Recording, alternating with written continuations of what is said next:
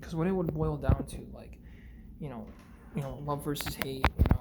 If love is stronger than hate, we would ask ourselves that.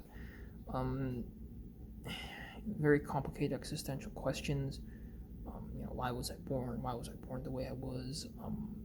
You know, I believe everything right now is a cope to the actual world, because everything points to the fact that I don't exist. Like, whether it's the money, there's never enough money, there's never enough time. All these people, they're always like bullying the person, right? And you kind of notice these things, and there's a particular thing, right? And it's particular, so it means like it's very like precise, right? So just for the record, people there's a lot of maybe reasons for conflict. There's a lot of, like, was my voice too loud? Was I too quiet? Could I have prevented an unaliving, right? Like people ask themselves that, right? And the thing is in kind of borrowed time, like, because some of these people we talk about, the ones that aren't around anymore, like from Hollywood and all that, like um,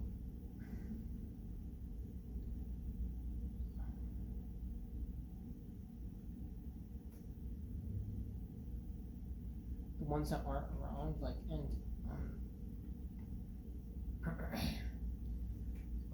why they got in that position of power in the first place. And obviously, we're going to ask, what is my purpose, right? And maybe I didn't have one yet. I don't have one yet, right? But someday I will. Um, have a reason to exist. When I first spoke at like 6 years old, right?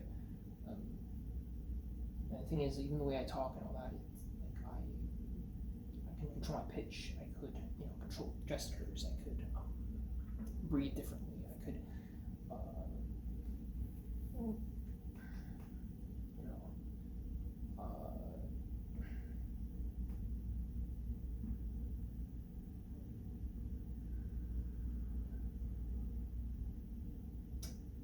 like my purpose was, to attend Algonquin College, and that was my purpose, right? That was my life's purpose. It was to come here, show up, and succeed in Algonquin College. And um, the fact of the matter is, like, impulse control and behavioral issues in school. Of course, I don't want to be born with behavioral issues. I don't want to be. I don't consider myself to be a person with behavioral issues, right? Like, um, why the white man is the way they are, I don't know. I feel like there's something is weird about, like, our culture, where, like, everything is very strict. I think the strictness of the society is what led it to fall apart. Um, uh, I struggle. I struggle on a daily basis. I didn't think things would, like, get out of this control. Um,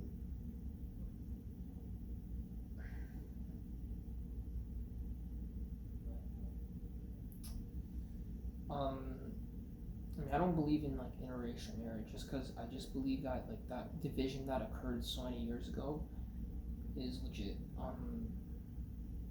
I don't believe everything I say should, people should take me everything I say seriously, right? Like, I could be I'm just a thought at the back of my mind. I'm not the one telling anybody what to do. If I you know things are set up maybe in a certain way for a reason. Uh, and it is kind of unpreventable. I think that's to some extent like that. Some people are born with these, you know, infectious diseases, um, and obviously consciously, like, it's great what consciousness can achieve, but it's a shame that humanity does what it does. Um,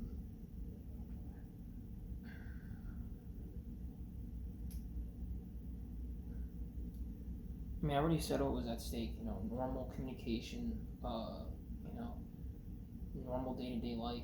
Maybe even the past is being altered because of what's happening now in the present. Um, the people in the past they're just completely utterly shocked. Um, I don't know, right? I don't know what the answer is. Like, um,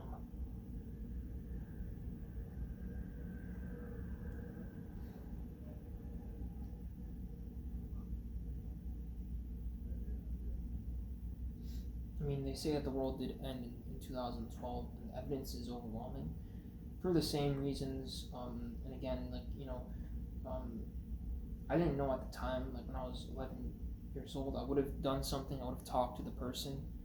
I would have, because again, I'm not obligated to like, be a nice person according to Canadian society. Um, I'm not obligated to be like a nice person per se, but like, um, try to be, but like, I